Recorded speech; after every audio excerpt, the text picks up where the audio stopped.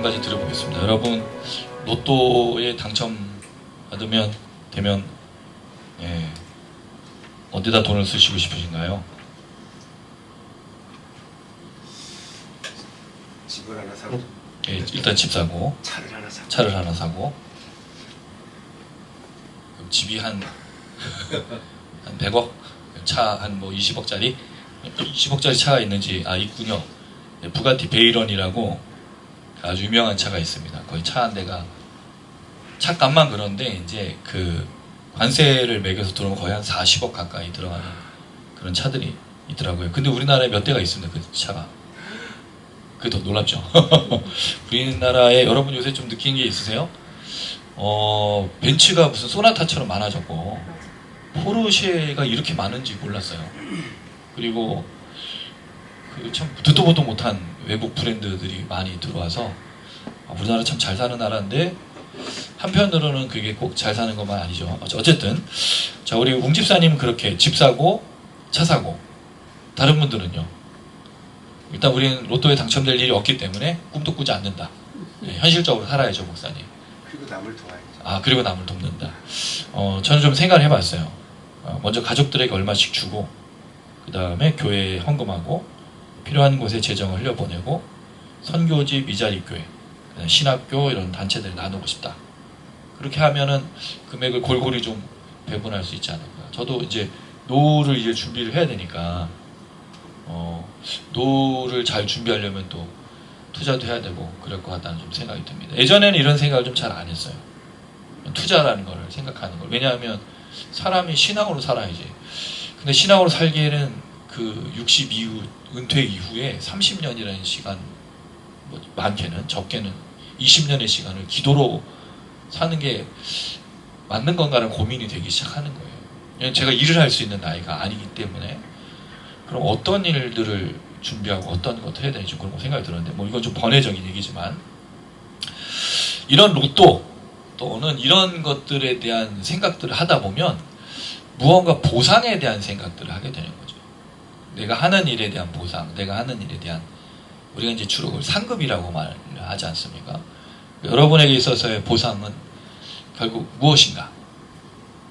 여러분에게 있어서의 상급은 과연 무엇인가? 로또처럼 대박이 돼서 왜냐하면 이제 현실적으로 우리가 돈을 벌어서 대박 나기는 어렵잖아요. 로또를 긁고 복권을 하고 아니면 땅 투기를 하든 그런데 그게 하나님 앞에서 합당한 방법이냐라는 또 고민도 되기 때문에 과연 보상과 상급은 무엇인가 하는 질문을 드려본 겁니다. 그런데 이게 만약에 상급과 보상이 이 땅 위에 국한된 거라면 우리는 더 그렇게 생각하겠죠. 이게 근데 우리를 잠식하고 있는 우리의 모든 생각인 거예요. 여기 이 땅에서의 그 상급받는 거, 보상. 천국은 나중 문제인 거예요. 천국에서 개털모자를 쓰든 뭐 아파트를 쓰든 그게 살든 무슨 상관이에요. 지금 당장 어디죠? 여기서 100년 정도 살아야 되는데 잘 먹고 잘 사는 게 중요한 게 돼버린 거죠. 그런데 오늘 본문을 좀 보면서 요셉의 삶이 우리에게 많은 도전을 주고 있습니다. 여러분. 그렇죠? 이 요셉의 삶에서 요셉이 생각하는 상은 과연 무엇인가? 이 내용 속에 보면 아주 중요한 얘기를 요셉이 다루고 있는 걸 볼 수 있습니다. 그래서 굉장히 우리를 환기시켜요. 우리를 주목하게 하고 집중하게 합니다. 요셉의 삶이 굉장히 우리에게 도전을 주고 있는데 그럼 우리는 어떤 상들과 어떤 상급, 어떤 보상을 기대하면서 살아야 되는가 좀 생각해 보고자 합니다. 오늘 본문의 구조는 되게 간단합니다. 내용은 계속 스토리로 이어져 있죠. 바로가 요셉의 꿈 이야기 해석한 걸 듣고 그 신하들과 함께 되게 좋게 여겼어요. 근데 사실 좋게 여겼다는 게 아니고 그들의 눈에 보기에 좋은 거예요. 이게 이제 창세기의 굉장히 중요한 표현이죠. 보기에 좋았다라는 겁니다. 그들의 판단에 이 요셉의 이야기는 굉장히 좋은 것으로 지금 들어온 거죠. 그리고 나서 바로가 이 요셉을 총리에 임명을 해요. 근데 그냥 입으로만 한 게 아니죠. 실제적인 총리로 임명하는 식을 하는데 그게 한 3가지 정도로 나타나고 있습니다. 그리고 나서 요셉이 이제 전국을 순찰을 해요. 그리고 7년의 풍년. 그리고 사이에 어떤 내용이 있고 나중에 7년의 흉년이 들죠.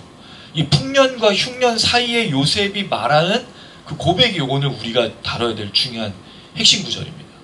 결국 그게 상과 상급 보상이라는 우리의 생각들에 도전을 주는 아주 중요한 내용이라는 생각이 듭니다. 이렇게 오늘 이제 본문을 좀 생각해 볼 수 있는데요. 자, 먼저 37절에서 39절에 보면 바로가 요셉을 평가하는 내용이 나와요. 먼저 37절 보시면 그의 모든 신하가 이 일을 좋게 여겼다라고 되어 있어요. 이 일이라는 게 뭐죠? 요셉이 바로의 꿈을 해석해서 어떻게 하라, 대비하라고 말했던 그 내용이죠. 그래서 요셉이 대비하라고 할 때 어떤 걸 대비하라고 했습니까? 사람을 준비시키라고. 환란의 때 제일 중요한 핵심은 사람인 거예요. 사람이 중심이죠. 시스템이 아닙니다. 생각해보면. 근데 한동안 교회도 부흥을 꿈꾸기 위해서 뭐를 했냐면 시스템을 엄청 갖추기 시작했어요. 그 뭐 유치부, 영화부. 근데 알지만 여러분 그 시스템을 운영할 게 결국 누구예요? 사람이잖아요. 시스템이 하는 게 아니라 사람이 하는 겁니다. 사람이 중요하고 사람이 목적이어야 되는데 우리가 이걸 조직으로 이해를 한 거예요. 그리고 마치 세상에서 운영하듯이 기업처럼 교회를 운영하기 시작했죠. 이게 한동안 미국에서 왔던 예수님은 기업가 뭐 이런 책도 있었어요. 여러분 기억나세요? 한동안 그런 그 경영학 원리가 교회를 잠식해서 몇 년 동안 굉장히 이런 책들이 유행을 했었어요. 근데 그게 아니죠. 사람이 핵심이었던 걸 놓쳤죠. 그걸 여실히 보고 있는 게 지금 이 교회의 지금 현실이에요. 우리가 뭐에 투자했는지 딱 사람에 투자했다면 지금 현실이 이럴까요? 대한민국에 사람을 투자했다면 지금 이런 현실을 경험했겠습니까? 그렇지 않은 거예요. 조직에 시설에 투자했죠. 근데 조직과 시설이 뭐가 없어지니까 의미가 없어요? 사람이 없어지니까 의미가 없잖아요. 지금 여실히 보는 거예요. 여러분 지금 이 지식산업센터 우리 옆에 계속 짓고 있어요. 이게 뭐가 문제죠? 사람이 없잖아요. 사람이 없는데 이게 무슨 소용이 있냐는 거예요. 굉장히 심각한 겁니다. 전국에 사람이 없어요. 전국에. 누구만 많아요? 나이 드신 분만 많다는 거죠. 그러니까 청년들, 아이들이 없는 시대를 살아갈 때 그 소중함을 우리가 놓치고 있는 걸 여실히 지금 보고 있다는 거예요. 사람이 중요합니다. 굉장히 중요한 부분이고요. 자, 그럴 때 이 일을 좋게 여겼다라고 말하면서 바로가 신하들에게 말하죠. 자, 38절 한번 읽어볼게요. 굉장히 중요한 구절인데요. 읽어보겠습니다. 시작. 바로가 그의 신하들에게 이르되 이와 같이 하나님의 영에 감동된 사람을 우리가 어찌 찾을 수 있으리요 하고, 여기 하나님의 영에 감동되었다라고 말하는데 감동된이라는 말은 없어요. 이건 의역한 거죠.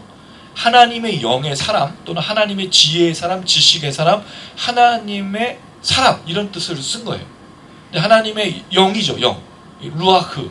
마음, 영, 뭐 바람, 호흡도 다 되는데 성령을 말할 때 쓰는 그 루아흐 이 단어가 썼어요. 그럼 사람들이 바로와 신하들이 이 요셉을 보고 뭐라고 생각한 거죠? 하나님의 영이 가득한 사람이라고 생각하고 있는 거예요. 하나님의 영이 가득한 사람이라고 인정했다라는 거죠. 근데 여러분 이 표현이 바로의 표현만 있을까요? 우리가 이전에 두 번에 걸쳐서 살펴봤을 때 누가 먼저 이 얘기를 했습니까? 보디발이. 요셉의 모든 걸 보면서 하나님이 그와 함께 하심을 보고 형통함을 보고 이런 얘기를 했어요. 그 다음 누가 또 보았죠? 간수장. 요셉 주변에 있는 사람은 요셉이 어떤 사람이라는 걸 아는 거예요. 하나님의 영의 사람, 하나님의 영으로 가득한 하나님의 영이 움직이는 사람인 걸 알고 있었다는 거죠. 자, 그럼 그 근거가 뭐예요? 그 근거가 하나님 영의 사람이라고 말하는 근거가 뭐냐는, 하나님의 영이 가득한 사람이라는 걸 판단하는 근거가 있어야 되지 않습니까? 근데 그걸 그 다음에 얘기해 줘요. 39절 읽어보겠습니다. 시작. 요셉에게 이르되 하나님이 이 모든 것을 내게 보이셨으니 너와 같이 명철하고 지혜 있는 자가 없도다. 요셉이 뭘 했기 때문에 하나님의 영이 가득하다 그랬어요? 명철과 지혜. 명철은 뭐라 그랬죠? 똑똑한 거. 지혜는 통찰력. 거기다 요셉이 또 뭐가 있었어요? 우리가 지난주에 여기 본문에 한글 번역에는 없지만 책임지는 거, 지키는 자라는 거. 맡은 일에 대해서 수고한 사람. 그럼 여러분 사실은 이 요셉이 했던 일이 뭐예요? 보디발에게 노예로 팔려왔을 때, 감옥에 gat혔을 때, 그리고 지금 이 순간에도 명철과 지혜와 책임으로 가득한 사람이라는 걸 보고 하나님의 사람이라고 말했다는 거예요. 이게 굉장히 중요한 거예요. 왜죠? 우린 그리스도인이라는 말을 사람들이 듣고 있냐는 거예요. 세상 사람들에게 너를 볼 때 하나님의 영이 가득해. 너는 하나님의 영의 사람이야. 우리를 판단하는 근거가 뭐냐라는 거예요. 예배를 드린 거 주일날 와서 기도하고 찬양 듣고? 아니죠, 여러분. 정말 우리가 하나님의 영의 사람이라고 판단하는 근거가 뭐냐는 거예요. 지혜와 명철과 책임감인 거예요. 책임감이 다른 말로 하면 뭐죠? 성실한 거잖아요. 흔들림이 없는 거잖아요. 요동하지 않는 거잖아요. 꾸준한 거잖아요. 제가 제 인생을 좀 돌아봤어요. 저는 어떤 사람인가? 조변석계 같이 아침에는 뭐 마음이 이랬는데 밤에 또 마음이 바뀌는 그런 사람인가? 곰곰이 생각해 봤어요. 그러나 제가 인생을 돌이켜 볼 때 저는 그랬던 건 아닌 것 같아요. 그리고 관계도 그렇습니다. 저는 사람들과 관계를 뭐 잠깐 만나고 이런 건 거의 없었던 것 같아요. 굉장히 꾸준히 오래 그 사람이 나를 거절하지 않는 한 굉장히 오랫동안 만나는 거죠. 여기에는 저에게 주셨던 참 감사한 거는 목적이 아니었던 것 같아요. 여러분, 사람을 목적으로 만나면 어떤 일이 벌어지죠? 목적이 다하거나 그렇죠. 실망하고 또 목적이 이루어지지 않으면 버리는 거죠. 그렇죠. 근데 관계 중심적인 사람은 결코 그렇지 않아요. 그냥 목적을 이루기 위해 사람을 만나는 게 아니기 때문에. 이게 누구라는 거죠? 요셉이에요. 요셉은 목적을 이루기 위해서 노예가 되지 않았어요. 목적을 이루기 위해서 감옥에 갇히지 않았어요. 그리고 노예에서 벗어나기 위해서 목적으로 보디발에게 접근하지 않았고 감옥에서 그걸 이루기 위해서 간수생에 접근하지 않았다는 거죠. 심지어 바로에게조차도 내가 이 사람을 잘 꼬드겨서 이 꿈을 해석해주면 내가 총리가 될 거라는 마음으로 접근하지 않았다는 거예요. 이걸 또 잘 보여주는 게 요셉이 풍년과 흉년 사이에 고백하는 그 내용 속에 포함되어 있어요. 여러분, 사실요, 이 본문을 보면서 생각이 드는 게 한 가지 있어야 돼. 요셉이 바로가 총리로 만들었잖아요. 그러면 뭐라고 해야 될까요? 우리 같으면 어떤 거를 사실 생각해야 되죠? 복수예요. 보복. 누구에 대해? 보디발의 아내에 대해. 총리가 되면 당연한 거 아니에요? 아니, 내가 권력 잡았는데 가만두겠어? 이 친위대장쯤이야? 그 아내쯤이야? 요셉이 아무 말도 하지 않고 자기가 총리된 그 권세를 쓰지도 않는다는 거죠. 이게 굉장히 중요한 거예요. 굉장히 명철하고 지혜롭고 책임 있는, 책임을 다하는 성실하고 정직한 사람이었어요. 그는 꿈꾸는 자가 아니에요. 아무리 봐도. 꿈을 해석하는 자도 아닙니다. 꿈을 이루는 자도 아닙니다. 지혜와 명철과 책임을 다하는 자예요. 근데 이 요셉이 꾸준히 이 일을 했을 때 보디발이 보고 간수장이 보고 지금 누가 보고 있죠? 바로가 보고 있는 거죠. 우리가 그리스도인이라는 걸 사람들이 봐요. 뭘로요? 주일날 교회 가면? 기도하고 예배드리고 성경 공부하면? 아니. 우리 입술, 우리 행동, 우리 삶인 거예요. 삶에서 예배가 없고 삶에서 드러나지 않는 그 모습이 결코 하나님의 사람이라고 말할 수 없다는 거죠. 굉장히 중요한 걸 요셉이 던져주고 있습니다. 그 참 그리스도인들은 교회에 있지 않아요. 교회에 오면 사실은 그리스도인들은 뭐라고 고백할 수밖에 없죠. 예배 드릴 때 죄 지은 것밖에 생각 안 나죠. 잘못한 것밖에 생각 안 나요. 내가 일주일 동안 이렇게 살았어야 되는데, 이렇게 예배 드리고 이렇게 기도하고 이런 삶을 살았어야 되는데, 그런 고민들이 드는 거죠. 그래서 예배가 은혜가 될 수밖에 없고 찬양과 말씀과 기도가 하나님의 역사일 수밖에 없는 게 이런 삶을 살았음에도 불구하고 예배 드릴 수 있고 받아주시고 역사하신 하나님 때문에 찬양과 영광 올려드리는 거죠. 그러나 삶에서는 하나님의 사람으로 살기 위해서 애쓴다는 거죠. 수고한다는 거죠. 정말 최선을 다한다는 거죠. 그게 사실은 요셉이 우리에게 도전하고 있는 거예요. 자, 그리고 나서 바로가 이렇게 요셉을 이야기했어요. 근데 이게 왜 중요하냐면 요셉이 뭐라 그랬죠? 풍년과 흉년이 7년씩 7년 14년이 있을 거니까 명철하고 지혜로운 사람은 세우십시오. 책임 있는 자를. 그랬더니 바로 너야. 바로하고 그 신하들이 얘기했다는 거예요. 야, 이 바로하고 신하들도 대단한 사람들 아니에요, 여러분? 지금 이 사람이 뭐로 갇혔어? 보디발의 아내를 강간한 그 범죄로 갇혔는데 아무도 믿지 않는 거죠. 그러면. 아는 거죠. 이해하는 거죠. 그럴 사람이 아니라는 걸 증명해낸 거예요. 그래서 여러분, 사실은 삶이 굉장히 중요한 게 이거야. 아무리 변명하고 아무리 말해도요 사람들은 듣지 않더라고요. 저도 그걸 몰랐는데 그냥 자기의 삶을 그대로 살아내면 언젠간 알게 돼요. 저는 이 얘기를 예전에 들은 적이 있었어요. 어떤 목사님이 자매가 자기가 사귀던 남자친구하고 그 교제 중에 임신하게. 근데 이 임신의 대상을 누구로 얘기했냐면 남자친구 얘기 아니고 목사님이라고 얘기해요. 그 목사님이 교회에서 쫓겨났어요. 근데 목사님이 아무 변명도 안 하고 떠났어요. 10년이 흘러서 아버지가 누군지 밝혀졌죠. 목사님, 그 성도들이 다시 찾아와서 목사님에게 사과하고 다시 목사님을 모셨다는 옛날에 그런 얘기를 들은 적이 있어요. 변명하고 싶고 여러 가지 억울한 데서 말하고 싶지만 그전엔 그랬어요. 그렇게 해야 된다고 생각했어요. 근데 하나님도 아시고 사람들도 결국 알게 되는 게 그런 거라는 생각이 들어요. 물론 그렇다고 해서 여러분 자기에 대해서 공격하는 거에서 방어하는 거 이게 꼭 이래야 된다고 말씀드린 건 아니에요. 하나님은 아신다는 거죠. 중요한 건. 자, 그리고 바로가 이제 요셉을 그냥 세우지 않아요. 이게 왜 중요하죠? 이방인인데다가 죄수였잖아요. 그러니까 공표해야 될 필요가 있어서 여러 가지 작업을 거칩니다. 먼저 40절에 보면 내 집을 다스리라 내 백성이 다 내 명령에 복종하리라. 근데 이걸 원어로 보면 너무 재밌는 표현인데요. 너는 우리 집, 나의 집 위에 있을 것이고 너의 입술에 백성들이 움직일 거야 라고 말하고 있다는 거죠. 그래서 이제 명령을 따른다는 말이 그건데 이게 이제 바로가 말한 거죠.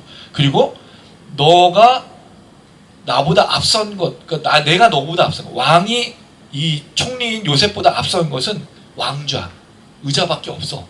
그게 무슨 뜻이에요? 전적으로 너에게 맡기겠다는 거예요. 와, 참 요셉이 진짜 어떤 사람이 궁금하지 않습니까, 여러분?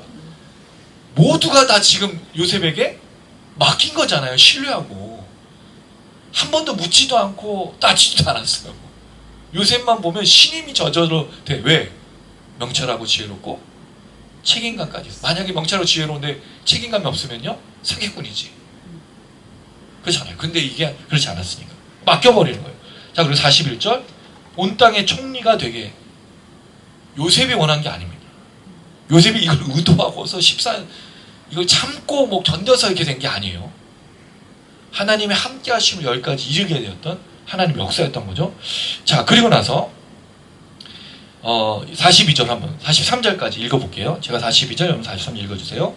자기 인장반지를 빼어 요셉의 손에 끼우고 그에게 세마포 옷을 입히고 금사슬을 목에 걸고 자기에게 있는 버금 수레에 그를 태우며 우리가 그의 앞에서 소리 지르기를 엎드리라 하더라. 바로가 그에게 애국 전국을 총리로 다스리게 하였더라. 자, 여기 보면 여러분 재밌는 표현이 나와요. 인장반지, 반지를 뺏어줬어요. 왜냐하면 총리를 인정하려면 공식적인 게 필요하니까 왕의 반지를 준 거죠. 자, 그 다음에 뭐를 입히죠? 아, 이게 중요해요. 그럼 지금까지 뭘 입고 있었어요? 죄수의 옷을 입고 있는데 지난번에 바로를 만날 때는 옷을 바꿔 입었죠? 세마포. 옛날에 요셉이 입었던 옷은요? 채색 옷이었잖아. 아버지의 번위의 상징. 지금 그 옷을 입고 있는 거예요. 여러분 놀랍지 않습니까? 이 표현들이. 요셉이 다시 원상복귀가 되고 있는 거예요. 자, 그 다음 금사슬. 금사슬이 정확하게 뭔지 모르겠어요. 이거 왜 그 예전에 여러분 그런 패션이 있었잖아요. 사슬 막 묶고 다니고 막 해골 그림. 그런 건 아니고 아마 목걸이일 것 같아요. 이게 누구에 대한 얘기죠? 요셉의 원래 아버지로부터 신임 총애를 받았던 목걸이. 거기 반지. 이런 것들이잖아요. 그걸 끼고 있어요. 자, 버금수레가 뭐죠? 버금수레? 네, 첫째, 둘째가 으뜸과 버금할 때 그 버금. 뭐에 비교할 때 버금가는 이런 표현 아시죠? 그러니까 왕에 비교되는 그런 수레를 받은 거예요. 그리고 이걸 이 수레를 타고 다니라는 거지. 왜? 사람들에게 총리가 누구라는 걸 알려주기 위해서. 이걸 왜 할까요? 요셉이 누구인지 아무도 몰랐기 때문인 거죠. 그의 말에 공신력을 주기 위해서 바로가 배려하는 거예요. 자, 그리고 여기 또 표현 하나. 엎드리라. 근데 사실 이게 엎드리는 거냐? 이 부사가 정확하게 어떤 의미인지가 안 알려졌어요. 해석의 차이가 있는데 비키라라는 뜻도 있대요. 그러니까 이제 수레를 하고 나면 비키라! 누가 행차하신다라고 했던 그런 모습 기억나요. 그럼 사람들이 다 보고 그렇게 왕의 수레니까 당연히 엎드릴 거죠. 그런 모습들을 지금 보여주고 있는 거예요. 갑자기 요셉이 아버지에게 이 양들을 방목하다가 지금 한참의 시간 동안 고통을 겪고 지금 다시 원상복귀돼서 이렇게 총리에 이르는 이 역전의 사건들. 사실 요셉은요, 다시 원상복귀된 거예요. 이걸 보면. 처음에 그 자리로 돌아가죠. 이게 누구의 역사가 이렇게해서? 하나님의 역사인 거죠. 요셉이 노력한 게 아니에요. 요셉이 기대한 게 아니라 하나님이 하시는 거죠. 자, 그래서 전국 총리가 됐죠. 그리고 나서 44절, 요셉의 말을 들을 수밖에 없게 선포합니다. 내 허락, 내가 요셉이에요. 너의 허락 없이는 수족을 놀릴 자가. 이건 한국적인 표현이에요. 왜냐하면 우리는 이런 표현을 많이 써요. 수족을 놀리지 못하게 하잖아요. 꼼짝도 못하게 하는 게 명령이니까. 근데 이게 뭐냐면 요셉이 명령하면 움직이라고 할 때 움직이고, 움직이지 말라고 움직이지 말라, 그 얘기인데, 원어의 표현은 뭐라 되냐면 손과 발을 높이 들 사람이 없다라고 표현을 했어요. 왜냐하면 명령을 해야 움직일 수 있으니까. 그 얘기인 거예요. 그러니까 요셉이 왕의 위치에 있는 것을 말해주고 있는 거죠. 자, 그 다음에 45절 한번 읽어보겠습니다. 시작. 그가 요셉의 이름을 사무나 바네아라고 또 온의 제사장 보디베라의 딸 아스낫을 그에게 주어 아내로 삼지 아니라 요셉이 나가 애굽 온 땅을 순찰하니라. 자, 공표하고 나서 마지막이 뭐죠? 결혼이에요. 왜 결혼을 시킬까요? 신분에 대해서 확실하게 하는 거예요. 이 온이라는 지역은 애굽으로서 약 북서쪽 22km 쪽에 있는 지역인데, 제사장이니까 아마도 귀족 중에 하나였을 거예요. 신분을 세탁하는 거지 사실은. 왜냐하면 애국 사람도 아니었고 여기에 맞는 그런 혈통이 아니었으니까 그 혈통으로 만들기 위해서 이 바로가 배려하고 있는 거예요. 그 이름을 바꿔줬어요. 이걸 보니까 누가 생각났어요, 여러분? 다니엘의 세 친구. 바벨론식 이름으로, 갈대아식 이름이 바뀌었죠. 예, 그것처럼 이름을 바꿔줘서 요셉이 이 총리로서 역할을 할 수 있도록 바로가 배려하고 있는 그런 모습을 볼 수 있습니다. 그래서 요셉이 이제 나가서 순찰하는데 질문이 한 가지 생겨요. 왜 요셉은 이 결혼을 거부하지 않았을까? 왜 이게 걸리죠? 같은 혈통도 아니고 이방인이잖아요. 우리는 누구랑 결혼하라고 배웠죠? 그리스도인들끼리 결혼하라고 배우지 않았어요? 크리스천끼리? 그럼 이거 잘못된 거 아니에요, 요셉? 이게 그런 게 아니라는 거지. 이걸 그런 본문을 이해해서는 안 된다는 거예요. 다니엘도 여러분 이름 바꿨잖아. 그럼 왜 이름 바꿨다고 막 대들고 싸우지 않았냐는 거예요. 이건 별로 중요한 문제가 아니었다는 거예요. 그리고 나중에 사실 요셉의 아내는 등장하지도 않고 요셉의 애굽식 이름도 나오지도 않아요. 성경은 이걸 기록하지도 않고 중요하게 여기지 않아요. 뭐가 중요해요? 므낫세와 에브라임 두 아들이 중요한 거지. 12지파. 그래서 여러분 나가는 거지 다른 문제가 있는 게 아니에요. 이거 여기다가 그럼 왜 다른 본문에 그리스도인끼리 결혼해야 되냐고, 여기는 이런 얘기를 할 수 있는 게 아니라는 거죠. 중요한 문제다. 자, 그리고 나서 46절에 보니까 요셉의 이제 배경을 설명해요. 자, 요셉이 바로왕 앞에 섰을 때 나이를 몇 세로 말하고 있습니까? 46절에 30세. 그럼 요셉의 나이를 짐작할 수 있는 게 여러분 있을까요? 기억해 보세요. 본문이 있어. 37장 2절 한번 가볼까요? 37장 2절. 좀 덥고 졸립죠? 네. 37장 2절. 환기를 좀 한번 시켜볼까요, 여러분? 예. 37장 2절을 한번 읽어보겠습니다. 37장 2절입니다. 시작. 야곱의 족보는 이러하니라. 요셉이 17세의 소년으로서 그 형들과 함께 양을 칠 때 그의 아버지 아내들 비라와 실바 아들들과 더불어 함께 있었더니 그들의 잘못을 아버지에게 말하더라. 이때가 몇 살이었어요? 17세. 그리고 몇 년 지났죠? 13년.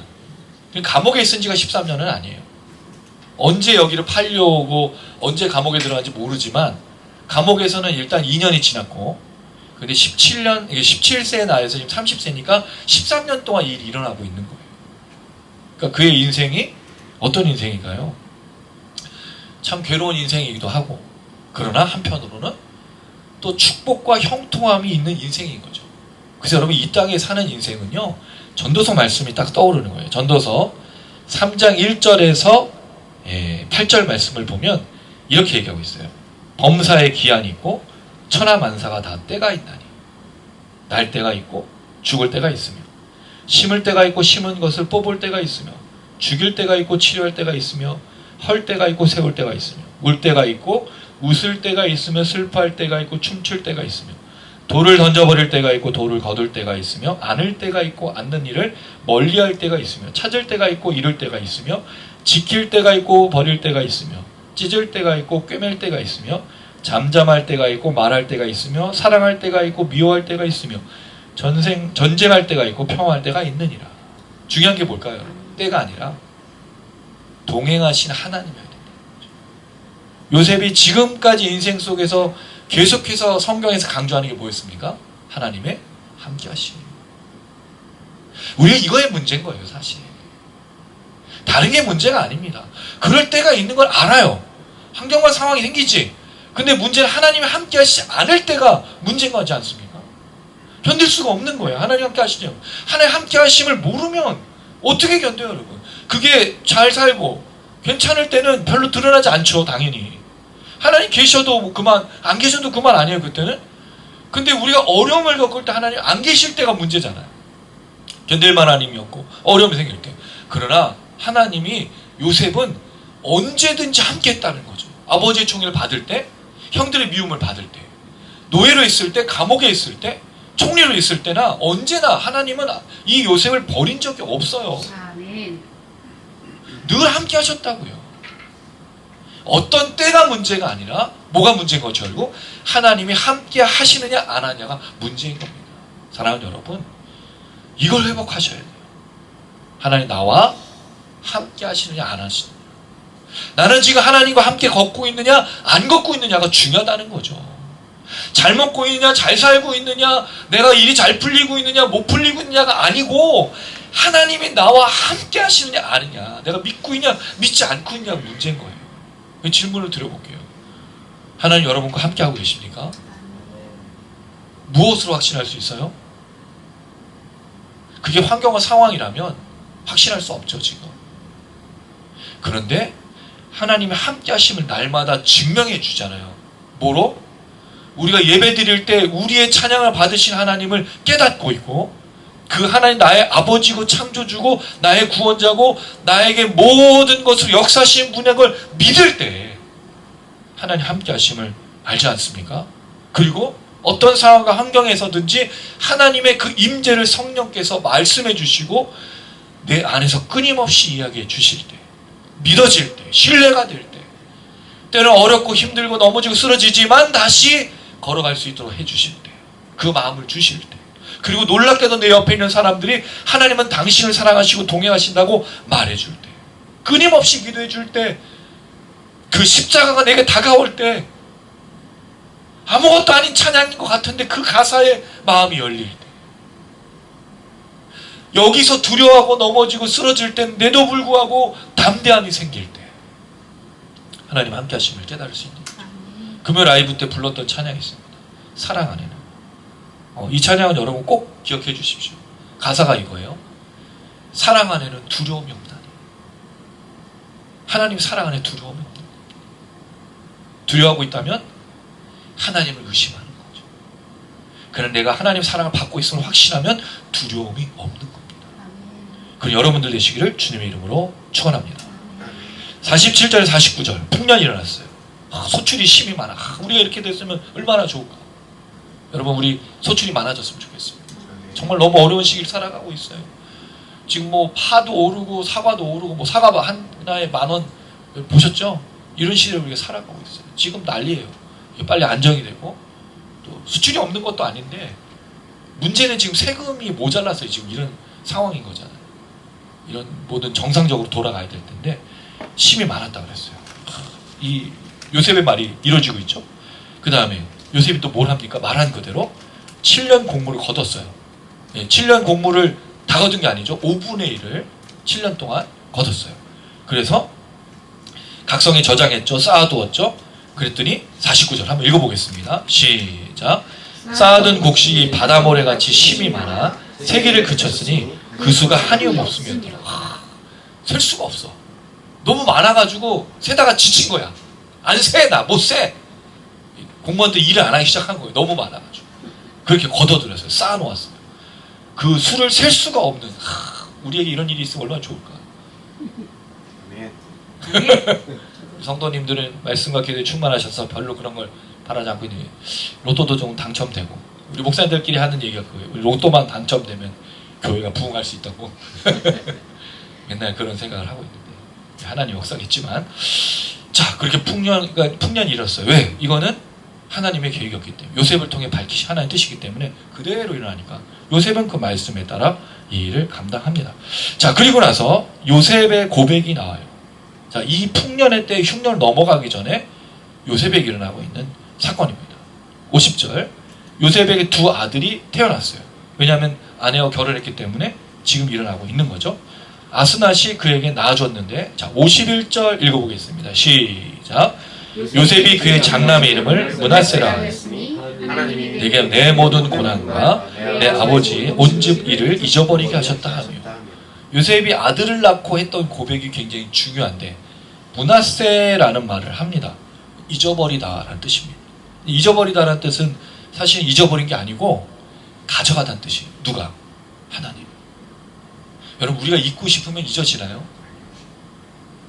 우린 중요한 건 잊어버리고 별로 중요하지 않은 걸 자꾸 기억하죠. 특별히 마음의 상처, 고통, 고난 잊어버릴 수 있습니까? 여러분, 원수를요? 매일 밤 기억나는데 나를 눈물 짓게 하고 나의 가슴을 갈갈이 찢어놓고 나를 고통스럽게 했던 사람 어떻게 잊을 수 있어요? 10년이 지나고 20년이고 30년이고 죽을 때까지도 기억하는 그 이름들 아니에요. 근데 이거를 하나님이 가져가시고 삭제, 딜리트 시킨 거예요. 자, 그런데 여기서 요셉이 하지 않는 일이 있어요. 총리가 되었어요. 첫 번째, 형제들에게 군대를 보내서 자신이 애굽의 총리가 되기를 과시하지 않았어. 우리가 총리가 되면 어떻게 하죠? 일단 나를 노예로 참아 버린 누굴 찾아가야 돼? 군대를 끌고 가서 딱 이 버금 수레 딱 타고 군대 딱 동원해서 그 집으로 가지 않겠어요? 저 같았으면 그랬어요. 물론 여러분 안 그랬을 수 있지만 저 같았으면.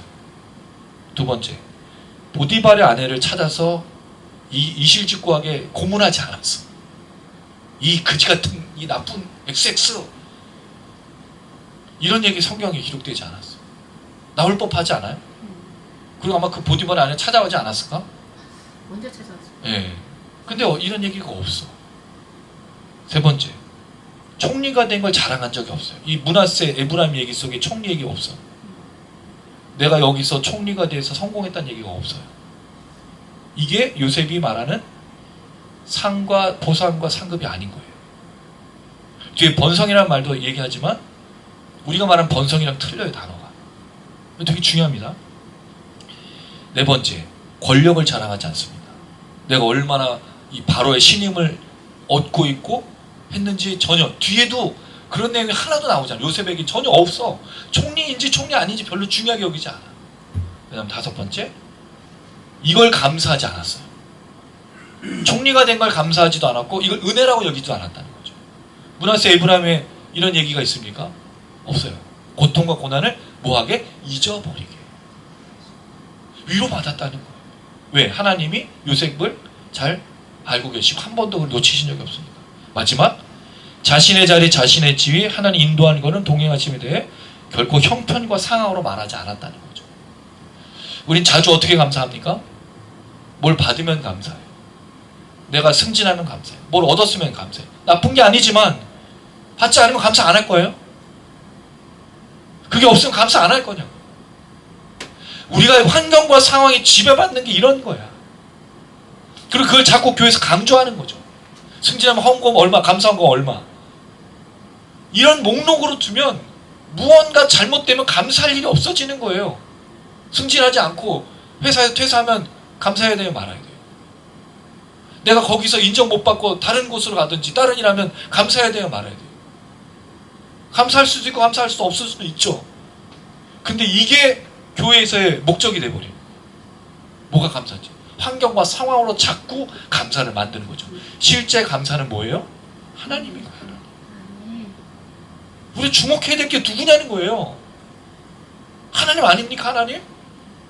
우리 하나님 외에 뭐가 필요해요, 여러분? 필요한 게 많죠. 많이 필요하지. 다 알고 있어요. 근데 하나님이어야 되지 않습니까? 예수의 십자가여야 되지 않습니까? 여러분, 승진하면 막 가슴이 막 불타오르면서 뜨거운 열정이 생기세요? 잠시 기쁘지만 그래, 십자가는 다르잖아요, 우리에게. 예수의 부활은 하나님의 나라는 그 뜻은 그 은은 우리를 불타오르게 하고 우리 새롭게 하고 우리에게 새 힘을 더하고 놀라운 능력으로 역사하지 않습니까? 하나님이 이게 요셉이 말하는 거예요. 모든 고난이라는 말은 역경, 고통, 아픔 모든 게 다 포함되어 있어요. 가져가셨다. 내가 아들을 여기서 낳고 있는 신기하지 않아요? 형들에게 버림받았죠? 노예가 되었어요. 그리고 모함받아서 감옥에 죽을 줄 알았는데 지금 아들을 낳고 하나님이 함께 하시면 얼마나 놀라웠을까. 이게 첫 번째. 자, 그 다음에 잊어버림에 대해서 이런 좀 생각도 들었는데요. 이 잊어버림을, 왜냐면 이 뒤에 이런 부분 때문에 그래요. 내 아버지의 온 집 일을 잊어버렸다라는 말은 무슨 뜻이냐? 아버지와의 관계를 끊는다. 첫 번째. 두 번째는 그 모든 아픔들을 잊어버렸다. 아픔도 잊어버리는 게 맞겠죠? 아버지와 관계를 끊는 건 아닌 것처럼. 왜? 뒤에 그럼 굳이 베냐민과 그런 아버지에 대한 그 사랑을 말할 필요가 없죠. 자, 두 번째 52절입니다. 읽겠습니다. 시작. 차남의 이름을 에브라임이라 하였으니 하나님이 나를 내가 수고한 땅에서 번성하겠다 하셨다 하였더라. 자, 에브라임은 잘하다, 장성하다 이런 뜻을 갖고 있어요. 수고한 땅에서 수고했죠. 얼마나 고통했어요. 여기서 거의 잡혀온 대로 10여 년 이상은 살았을 거 아니에요. 이 아픔 속에, 이 고통 속에서 그때 나를 번성하게 하셨다. 근데 번성이라는 단어가 사실 번성이라고 보기를 좀 어려운 단어예요. 이 단어의 원래 뜻은 열매가 맺다, 자라다, 성장하다. 우리가 생각하는 번성은 주로 뭐죠? 풍요, 부, 힘, 권력. 근데 이 요셉이 아무리 해도 총리라는 걸 자랑한 적이 없어요. 자신의 권력을 자랑한 적이 없다라는 거죠. 물론 그건 나와요. 다음 시간에 우리가 살필 때 요셉이 형들이 오는 걸 보면서 꿈이 생각났더라. 그 꿈은 뭐였어요? 형들이 나에게 절하는지 안 하는지, 장난을 치는 거죠. 그 꿈이 그대로 되는지. 그런 부분이지 권력을 자랑하는 것은 없었다는 거죠. 자, 그래서 이걸 공동 번역은요, 나를 번성했다고 그랬어요. 근데 새 번역은 여기다가 뭐를 넣냐면 자손을 번성하겠다고 했어요. 현대어도 자식을 주셨구나. NASB, ESB, NJB는 다 프루풀이라는 단어를 써서 열매를 맺는 걸 말했어요. 그럼 지금 이 에브라임 둘째를 낳고 요셉이 말하는 번성은 뭘까요? 자식에 대한 얘기인 거죠. 지금 자기가 아들까지 낳고 살고 있다는 게 너무 신기해요. 왜? 노예로 왔잖아요. 감옥에서 모함받아서 완전 꼼짝이 죽는 건데 지금 자기가 총리일 뿐더러 결혼을 해서 자녀를 낳고 있으니 열매를 맺고 있다는 것, 그 얘기를 하고 있다는 거죠. 그래서 여러분, 사실은 요셉이 계속 말하고 있는 이 보상, 상이라는 건 권력과 부와 풍요가 아니라 하나님의 함께 하심을 통해서 이루어지고 있는 현재 역사고, 제가 아까 말씀드렸던 옷, 세마포로 받고 있고 금사슬을 목에 걸었던 원래대로 복귀하는 것이 이 요셉이 생각할 때 복이었던 거예요. 상이었던 거예요. 상급이었던 거예요. 자, 그랬을 때 여러분, 이 이야기가 좀 중요한 이유가 있어요. 우리에게 보상은 그럼 무엇일까? 우리에게 상이 뭐냐라는 거예요. 성경에는 이 상급과 보상과 이런 결산, 이런 것에 대한 이야기가 꽤 많이 나옵니다. 먼저 마태복음 5장 12절을 보시면요, 이렇게 얘기하고 있어요. 기뻐하고 즐거워하라. 하늘에서 너희 상이 큽니다. 하늘에 뭐가 있어요? 우리에게? 상이 있어요. 그래서 여러분, 우리가 이 하늘의 상을 주로 뭐라고 얘기했죠? 개털모자. 그런 얘기 들어본 적 있으지 않으세요? 나중에 우리 죽어서 천국에 갔더니 누구는 개털모자를 쓰고 누구는 뭐 아파트를 받고 그런 얘기 안 들어보셨어요? 그랬군요. 저는 어렸을 때 많이 들었어요. 상급을 그렇게. 그럼 하늘의 상급이 과연 뭐냐는 거죠. 두 번째, 마태복음 6장 1절, 사람에게 보이려고 그들 앞에서 너희를 행하지 않도록 주의하라. 그리하지 아니하면 하늘에 계신 너희 아버지에게 상을 받지 못하느니라. 그러니까 하나님이 주신 상이 분명히 있다라고 말하고 있어요. 그럼 그 상이 뭐냐? 세 번째, 고린도전서 9장 24절입니다. 운동장에서 다름질하는 자들이 다 달릴지라도 오직 상을 받는 사람은 한 사람인 줄을 너희가 알지 못하느냐? 너희도 상을 받도록 이와 같이 다름질하라. 그럼 분명히 상이 있다는 거죠. 그럼 우리가 하나님에게 받는 하늘의 상, 마지막에 받을 상이 뭐냐는 거예요. 상급이 뭐냐는 거예요. 보상은 무엇일까요? 우리가 이 땅에서 참고 인내하고 요셉처럼 책임감을 가지고 명철하고 지혜롭고 성실하게 살아가고 정직하게 살아갈 때, 그리스도인이 살아갈 때 나중에 기대해야 될 상이 뭐냐는 거예요. 그 하늘의 상. 근데 구체적으로 말하는 것이 거의 없다라는 게 문제인 거예요. 그런데 아무리 봐도 이 상은 딱 한 가지를 말하는 것밖에 없다. 근데 저는 그게 하나님의 함께하심. 왜죠? 우리가 나중에 어디로 가요? 하나님 나라. 우리가 뭘 기다리고 살고 있죠 지금? 하나님의 나라. 완성되는 그 나라. 이게 왜 그런지 결론 부분의 설명을 드리겠습니다. 너무 재밌어요. 물론 저만 재밌죠. 그 상이라는 게 우리가 기대하고 있는 풍요나 지위나 권력이 아닌 하나님의 함께 하시면 그게 왜 하나님의 나라인가? 그리고 이게 왜 요셉에게 있어서 아버지의 총애를 받던 것으로 돌아가는 것처럼 보이는 원래대로인가? 결론 부분에서 설명을 드리게요. 자, 마지막 부분 흉년입니다. 53절부터 흉년이 시작되죠. 근데 이 흉년이 얼마나 심했냐면요. 54절 보니까 온 땅에 먹을 것이 없어요. 여러분 먹을 것이 없는 거 생각해 보세요. 그 참기 어려운 게 뭐가 있죠? 식욕, 또 잠. 잠 못 자거나 못 먹으면 날카로워지고 괴로워요. 특별히 잠을 못 자면 더 괴롭죠. 근데 밥까지 못 먹으면 더 힘든 거예요. 이게 지금 시작이 된 거예요. 55절 온 땅이 굶주렸어요. 그러니까 굶주렸으니까 백성들이 바로 이렇게 부르짖죠. 근데 걱정할 이유가 없어요. 왜? 풍년 동안 5분의 1을 저장해놨으니까. 그래서 백성들에게 팝니다. 그래서 백성들이 그것을 사가죠. 그게 56절에 창고를 열었다. 이 창고 연다는 표현이 창고에게 자유를 준 거예요. 창고를 해방시킨 거야. 마음껏 사람들이 사갈 수 있도록. 근데 공짜로 주진 않았어요. 왜냐면 돈은 있었고 지금 뭐가 없는 것 뿐이죠. 먹을 게 없을 뿐이니까. 기근이 심해서. 그 다음에 56절에 기근이 심하다는 말과 57절에 기근이 온 세상이 심하였다는 말이 동일한 단어인데 압박하다, 압제하다는 뜻을 썼어요. 그러니까 기근이 온 땅을 압박한 거예요. 얼마나 이 땅이 힘들었겠어요.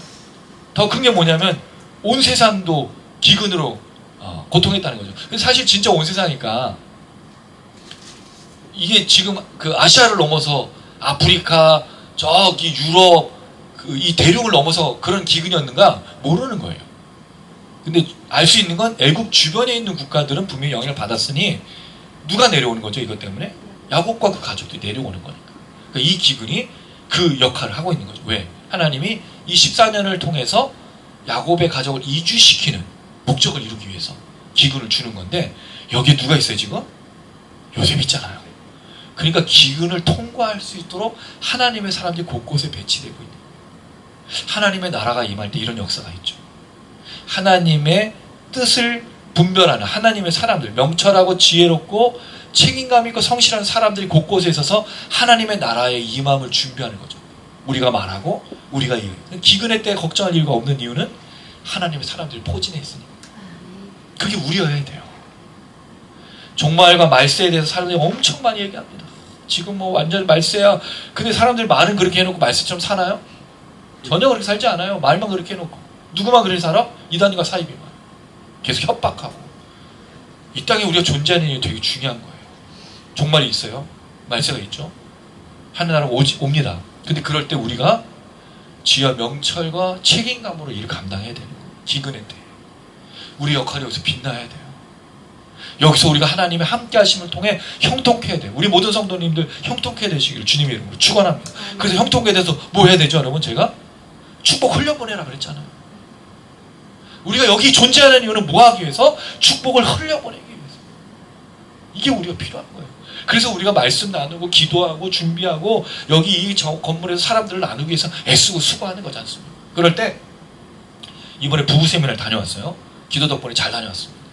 우리가 금술 좋은 부부잖아요. 금술 좋습니다. 근데 우리도 고민해 봐야 될 것들이 있어서 좀 서로를 돌아보는 아주 중요한 시간이 됐어요. 우리 교회에서 이제 부부 세미나를 할 겁니다. 우리 이제 있는 커플들을 먼저 할 건데 걱정하지 마세요, 여러분. 이게 뭐 해가지고 뭐 갑자기 내가 뭐가 뒤틀리고 뭐 그런 거 아니에요. 너무 좋은 시간이 될 거예요.